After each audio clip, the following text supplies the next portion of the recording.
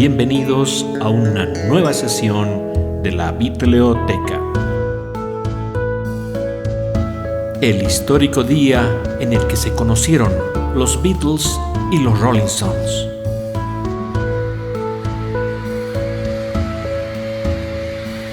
El día fue el 14 de abril de 1963 y está bastante documentado en varios libros. Entre los más importantes tenemos acá en la mesa el de los Beatles versus los Stones de John Macmillan, la biografía de Bill Wyman, la autobiografía de Keith Richards y por supuesto la antología de los Rolling Stones. Así que haremos un breve resumen y pongamos en contexto. Pero hay que retroceder un poco, porque todo empieza gracias a Giorgio Gomelsky. Bueno, ¿y quién era Giorgio Gomelsky? Era un ruso que había nacido en Georgia y que en la época de la Segunda Guerra Mundial se trasladó con su familia a Suiza, que era un país neutral en el cual pudieron vivir más tranquilos.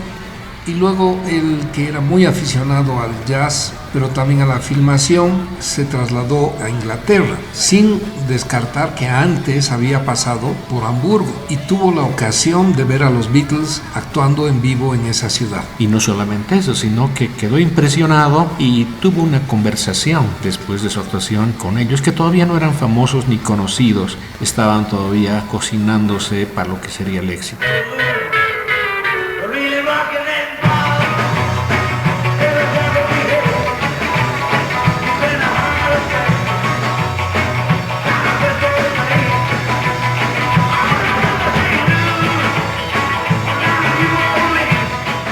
Ya en 1963, Giorgio Gomelsky estaba interesado en el rhythm and blues, un género que estaba generando sus raíces con muchos grupos en Inglaterra, especialmente en Londres, y decidió abrir un club en el cual se presentaran grupos que toquen este tipo de música, que era bastante desconocido en ese tiempo en Inglaterra. Era para unos cuantos fanáticos, contados además.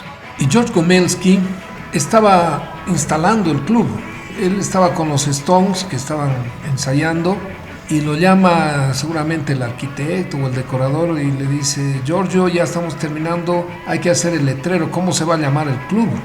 Y George Gomelsky piensa, y los Stones tenían un tema que tocaban que era de Bob Diddley, que se llamaba Crawdad, pero en el coro decían Hey Crawdaddy, y de ahí se le ocurrió el nombre para el club. Por eso se llamó Crawdaddy Club.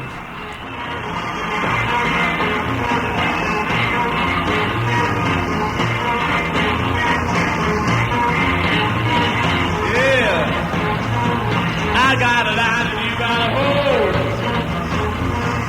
Let's go fishing in the crawdad hole. 1, 2, 3, 4, 5, and 9. I'm making that crawdad, make it on time. Saying, hey, Crawdaddy. Saying, hey, Crawdaddy. Saying, hey, Crawdaddy. Hey, Crawdaddy. Well, I want to sing when the feet run dry.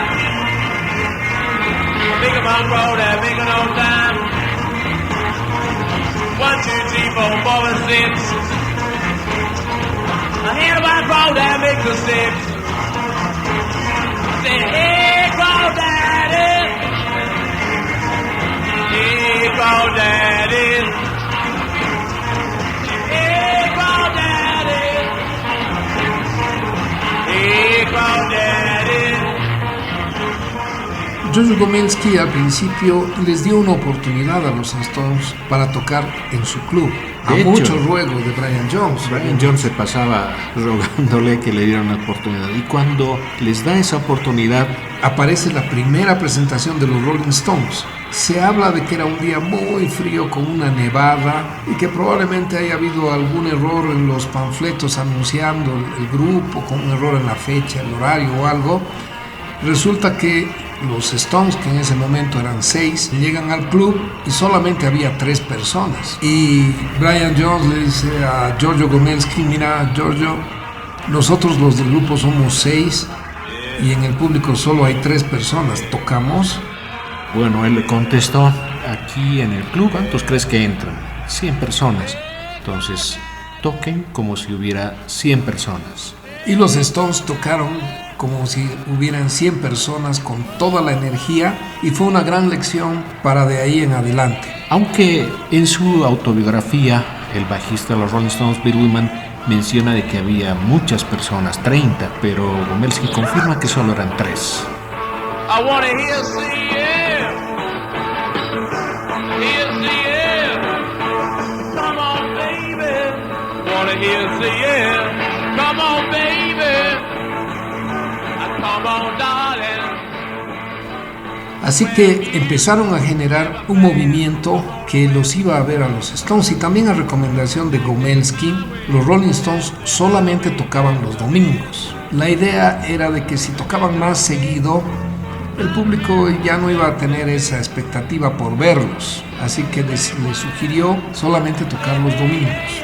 Y así lo hicieron y empezaron a generar un gran movimiento y ya llenaban el club.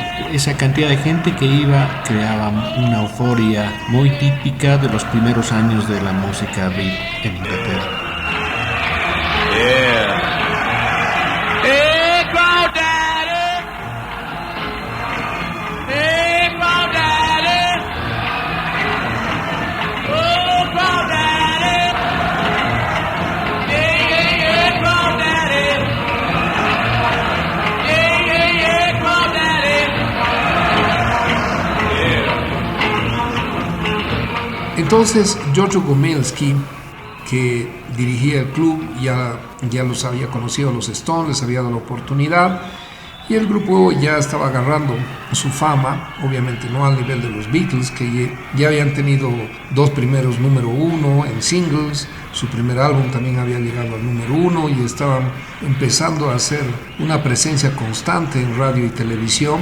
Y George Gomelsky, que los había conocido en Hamburgo, le pide una reunión a Brian Epstein y a los Beatles un domingo, cuando estaban grabando un show para la televisión, el show Thank Your Lucky Stars. Y se reúnen, y la propuesta de Gomelsky no era que vayan a tocar a su club, obviamente, sino más bien era hacer un documental sobre cómo los Beatles habían empezado de tan bajo y habían llegado a ese nivel de fama. Considerando que él ya los había visto en Hamburgo, así que su propuesta fue esa, y con tal motivo se reunió con Brian Epstein y los Beatles ya en Londres. El resultado de ese documental quedó en nada. Brian Epstein no le llamó mucho la atención de Gomelsky y pensaba que estaba buscando algo más que solamente hacer el documental. Probablemente pensó de que quería quitarle su puesto como manager o quería meterse y estar más cerca de los Beatles. Así que quedaron en hablar en otra ocasión para ver si avanzaba o no avanzaba el proyecto del documental. Y al despedirse, Gomelsky invitó a los Beatles. Durante la conversación sobre el documental, los Beatles no estaban tampoco muy interesados, pero cuando empezó a hablarles de que tenían un grupo que deberían ver, que eran los Rolling Stones, recién empezaron a prestar interés en esta conversación los Beatles, porque no hacía mucho que habían llegado de Liverpool a Londres. Así que estaban queriendo meterse en la movida de Londres, conocer a los artistas, conocer el medio. Entonces, eso fue el motivo por el cual le llamó la atención. Y como era domingo, esa noche tocaban los Rolling Stones y Gomelsky les dijo, tienen que ver a este grupo. Y los comprometió y les rogó, de tal manera que los Beatles se comprometieron, después de terminar de grabar el show para la televisión, en ir al club Crawdaddy a ver a los Rolling Stones. Gomelsky corrió al club y les avisó a los Rolling Stones, le dijo, ¿saben que hay una buena noticia?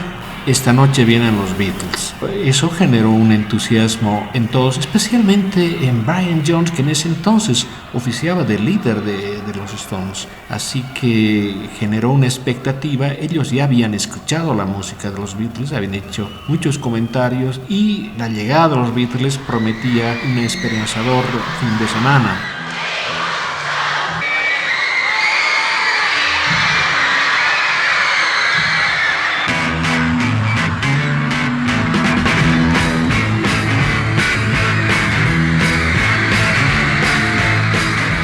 Así que empezaron su primer set bastante nerviosos y pendientes porque pensaban que en cualquier momento iban a llegar los Beatles. Terminaron su primer set y no habían llegado los Beatles. Nada, estaban un poco decepcionados porque pensaban que los Beatles no iban a llegar. Pero Gomelsky les dijo, Brian Epstein dijo que van a venir y van a venir. Y empezaron el segundo set. Y ya cuando bien empezó el segundo set, cuentan que vieron 4 figuras imponentes entrar al club con unos abrigos de cuero negro largos, todos vestidos iguales. Y uno de los Stones, creo que Mick Jagger, dice, yo los veía como un monstruo de 4 cabezas, porque eso eran los Beatles. Bill Wyman en su autobiografía comenta que se puso muy nervioso. La presencia de los Beatles intimidaba. La gente que estaba en el público no los reconoció a los Beatles. Estaban empezando a ser famosos, pero eran otros tiempos. No es como ahora que hay internet, hay Instagram, hay un montón de cosas en que uno puede ver al artista. En ese entonces todavía las caras de los Beatles no eran tan familiares ni tan famosas para todos, así que llamaron la atención por su forma de vestir, pero no hubo un revuelo por los Beatles en el club y los Stones terminaron su set. Los Beatles se acercaron y conversaron primero con una charla en el bar. Y luego de eso, Brian Jones y los demás invitaron a los Beatles al departamento en que vivían Brian Jones, Keith Richards y Mick Jagger. Y los Beatles, que estaban ávidos de tomar contacto y de entablar amistad con otros músicos. Así que los dos grupos se fueron en patota al departamento de los Stones, que seguramente no tenían la pulcredad que se esperaba, ¿no? Pero aún así fueron. Claro, los Beatles también la habían pasado muy mal y habían en su etapa de Hamburgo y seguramente muchos viajes de sus primeras giras se alojaron en lugares que detrás de un cine, o sea, no, de un cine porno, además en Hamburgo, ¿no? Entonces no les llamó la atención ni se sintieron mal y se pusieron a hablar de música, escucharon los discos de los Stones, que tenían los Stones, que eran fanáticos del rhythm and blues, y uno de los artistas que más les llamaba la atención a los Stones en ese entonces era Jimmy Reed, al cual John Lennon no le cayó nada bien. Don't you know that I love you? Con su habitual franqueza, John Lennon les dijo, no, a mí Jimmy Reed no me llama la atención, no me parece nada bueno. Así que eso bajoneó un poco a los Stones, pero bueno, escucharon otros artistas que sí compartían el gusto, seguramente Muddy Waters, Chuck Berry, etc. Se pasaron toda la noche charlando de música.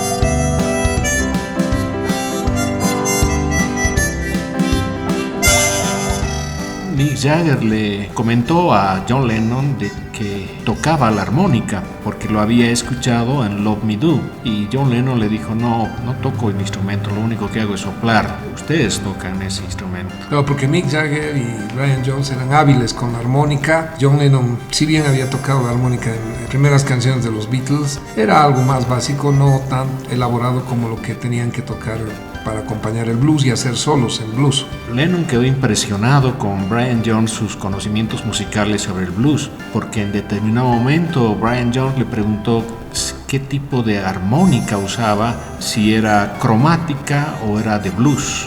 Y John Lennon no supo qué responder, solamente le digo, lo que sí te puedo decir es que tiene un botón. Sí, y que se lo había robado en Holanda.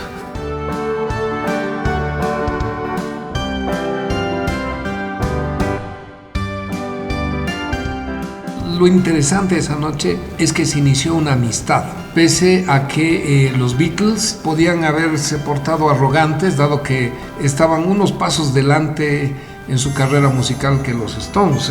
Ya tenían 2 números 1. Los Stones en ese tiempo todavía les faltaba 14 meses hasta tener un número 1. Y de hecho no habían grabado ningún disco, excepto unos demos que habían grabado un mes antes, nada menos con Glyn Johns, que fue el ingeniero de sonido del proyecto Get Back o Let It Be de los Beatles en 1969, y habían grabado unas 4 o 5 canciones como demos, y los Rolling Stones tenían su disquito y con orgullo les hicieron escuchar lo que habían grabado. No se sabe qué habrán opinado los Beatles, pero se forjó una amistad.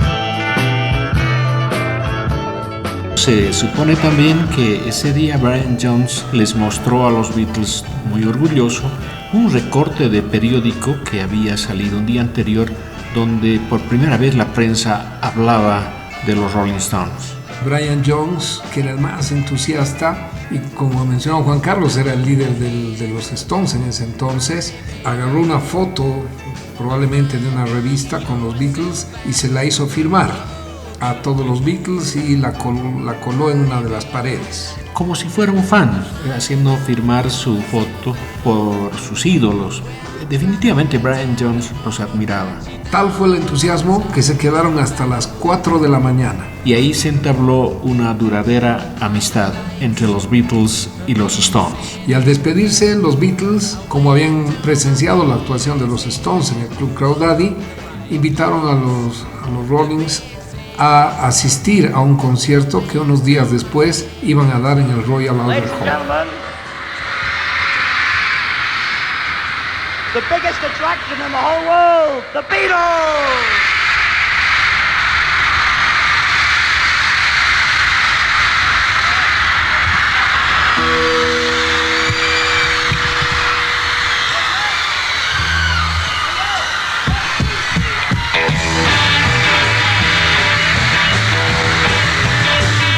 Well, she was just 17, you know what I mean. Y esta historia continuará.